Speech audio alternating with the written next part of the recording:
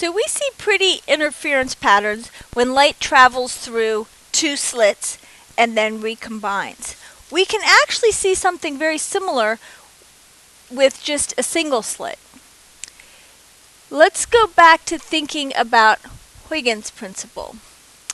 If I have a single slit here, and I have wavefronts coming in, and I've got a wavefront here, each point on that wavefront acts like a little wavelet. So I'm going to think about all these wavelets coming in like this.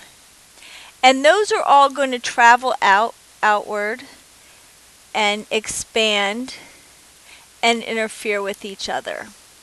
So we're going to have something more complicated than we had with the two slit situation. We're going to have lots of rays traveling in each direction. Now, if we had all the rays traveling straight forward, all of these just going straight towards the screen, there would be a big bright spot on the screen. That's not surprising. If we look at a slightly different angle, this one's exaggerated, we can see that all of these rays travel slightly different distances. The ray that starts right near the bottom of the slit travels the shortest distance. The next one travels a little farther. Let's think of the case when the farthest ray from the top of the slit travels an extra distance of d sine theta, which equals the wavelength. If that's the case, this one travels an extra distance that's slightly less than the wavelength, this one even less. The one right in the middle, this extra distance here is going to be half of the wavelength. So if we only had this little ray, you know what, I'll try to trace it in blue if I don't drop my pen. I'll trace this one in blue and this one in blue. If those were the only two we had, they differ by half of a wavelength, so they destructively interfere. Likewise, the one just above it is going to destructively interfere with the one just above that, and so on and so on. So all of these rays interfere destructively, and at this particular angle, where we have this condition, we have a dark spot or dark fringe.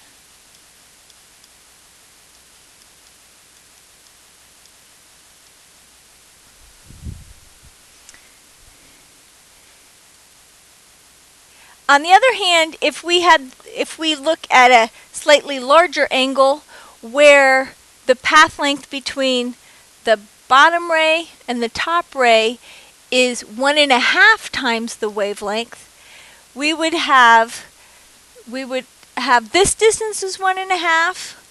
This distance would be a full wavelength. This distance would be half of a wavelength. So now we have a very different situation with our interference. These two rays are going to interfere destructively, and these two,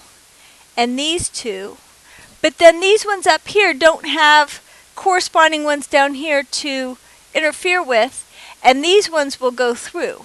So a lot of the light will be canceled by destructive interference, and these ones will proceed through. So at this angle, we're going to see a bright spot on the screen. So again, we have a series of bright and dark fringes, but it looks a little different. On the two-slit interference, these were much bigger, these bright spots. Here we have a very big central peak corresponding to light that goes straight through from the slit, and then we have a series of smaller fringes on the top and on the bottom. let's look at a couple problems.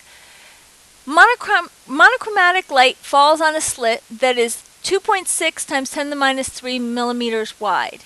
If the angle between the first dark fringes on either side of the central maximum is 28 degrees, that's from one dark fringe to the other, what is the wavelength of the light used?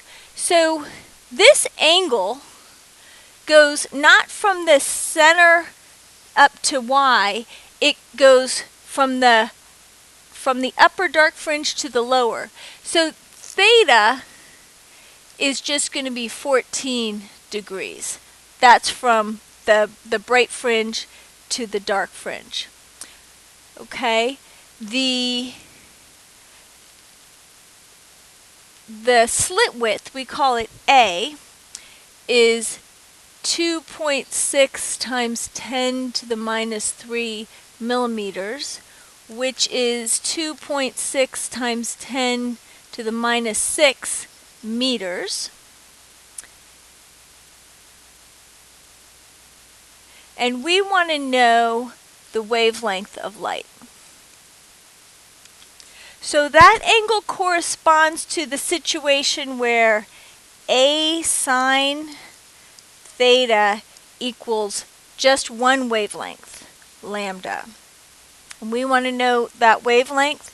That's going to be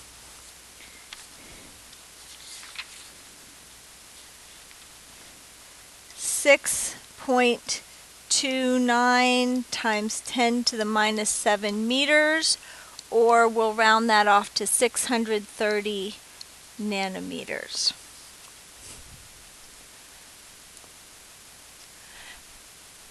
A single slit 1 millimeter wide is illuminated with 450 nanometer light. What's the width of the central maximum in centimeters in the diffraction pattern on a screen 6 meters away? So what we want to know is the distance from the dark fringe on the top to the dark fringe on the bottom. That's going to be 2 times y. That's what we're looking for. We know L is 6 meters. We know A, the slit width, is 1 millimeter, which is 10 to the minus 3 meters. And we know the wavelength is 4.5 times 10 to the minus 7 meters. So if we write A sine theta equals m lambda, here m equals 1, I should write that too. So it's just equal to lambda. And we want, but instead of theta, we're given L and we're trying to find y. So I'm going to write AY over L equals lambda, or y equals lambda L over A. And that gives us 0.0027 meters, which is the same as 2.7 millimeters. But remember, we didn't need y, we need 2y, the full width of that central maximum. So 2y is going to be 5.4 millimeters.